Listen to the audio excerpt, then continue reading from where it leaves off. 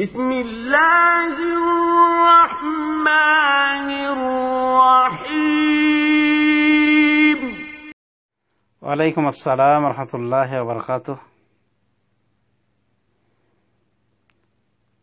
বোন, আপনি প্রশ্ন করেছেন যে একদিনই বোন জানতে চেয়েছেন সে প্রেগন্যান্ট থাকাকালে অনেকগুলি ফরজ রোজা করতে পারেনি এবং বেশ কয়েক বছর পার হয়েছে তার কাজা রোজাগুলো বিভিন্ন কারণে করা হয়নি। এখন সে বর্তমানে রোজাগুলো আদায় করছে, কিন্তু ফিদিয়া কয়েকদিন পরে দিতে চাচ্ছে।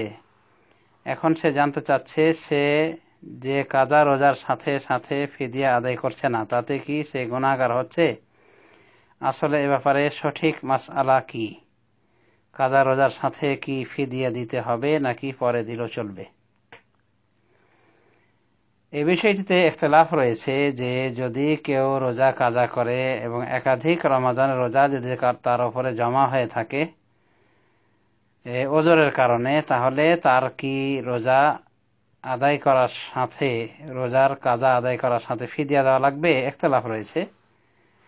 কিছু কিছু সালাফে সালেহিন থেকে ফিদিয়া দেওয়ার কথা বলা হয়েছে। তাই শাইখ ইবনে বাজ রাহমাতুল্লাহি আলাইহি তিনি বলেন যে ফিদিয়া দিতে হবে। আরো প্রাচীনতম কিছু কিছু ইমাম বলেছেন ফিদিয়া দিতে হবে এবং তারা দলিল হিসেবে পুঁজি করেছেন সালাফে সালেহিন কিছু আসারকে, মানে কিছু সাহাবীর ফতোয়াকে। তবে ইমাম বুখারী রাহমাতুল্লাহি আলাইহি তিনি এর বিপরীতে অবস্থান নিয়েছেন। তিনি বলেন যে না, আল্লাহ রাব্বুল আমিন রোগী ব্যক্তিদের জন্য কেবল এটাই বলেছেন, ফামান কানা মিনকুম মারিদান আও আলা সাফার ফাইদ্দাতুম মিন আইয়ামিন উখার।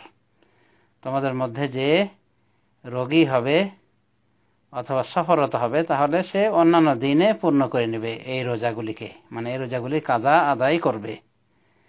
তো ইমাম বুখারী রাহমাতুল্লাহি আলাইহি তার বুখারীতে বলেন এই আয়াতটির ব্যাখ্যা করতে গিয়ে যে আল্লাহ রাব্বুল আমিন কেবল রোগী ব্যক্তির জন্য রোজাগুলিরই কাজা আদায় করতে বলেছেন, ফিদিয়ার কথা বলেননি। সুতরাং ফিদিয়া দেওয়া লাগবে না।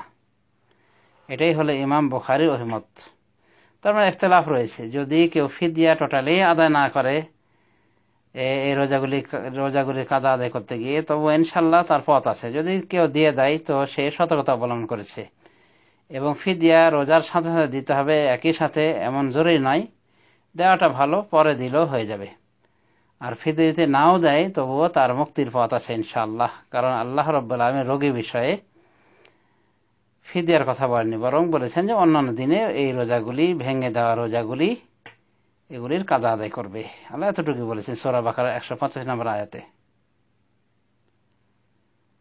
তাহলে এটাই করণীয়। ফিদিয়া দেওয়ার বিষয়টি বিতর্কিত।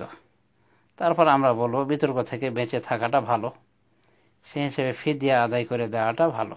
তবে সাথে সাথে ফিদিয়া আদায় করতে হবে এমন নয়, রোজা কাজার সাথেই আদায় করতে হবে এমন নয়, পরে আদায় করলে হবে। আশা করি প্রশ্ন উত্তর পেয়েছেন। ধন্যবাদ।